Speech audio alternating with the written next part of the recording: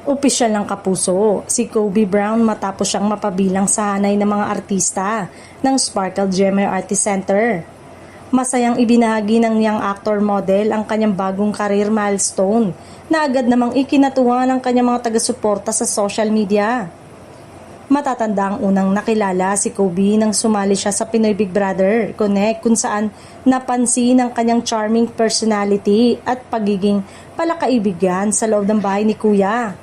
Simula noon ay unti-unti siyang nakabuo ng sariling pangalan sa industriya ng showbiz.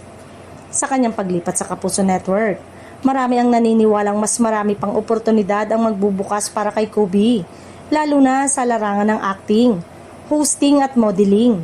Kilala ang Sparkle sa pag-asa ng mga bagong talento kaya inaasahan ng fans na mas makikita pa ang kanyang potensyal sa mga susunod na proyekto.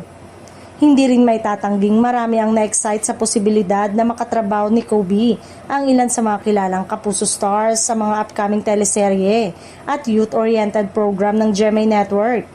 Marami rin ang umaasang mabibigyan siya ng proyektong swak sa kanyang personalidad at charm.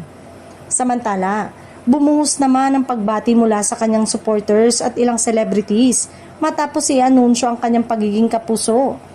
Sa social media, trending agad ang pangalan ni Kobe habang ipinapakita ng fans ang kanilang buong suporta sa bagong yugto ng kanyang career. Sa ngayon, inaabangan na ng publiko kung ano ang magiging unang malaking proyekto ni Kobe Brown bilang official Sparkle artist.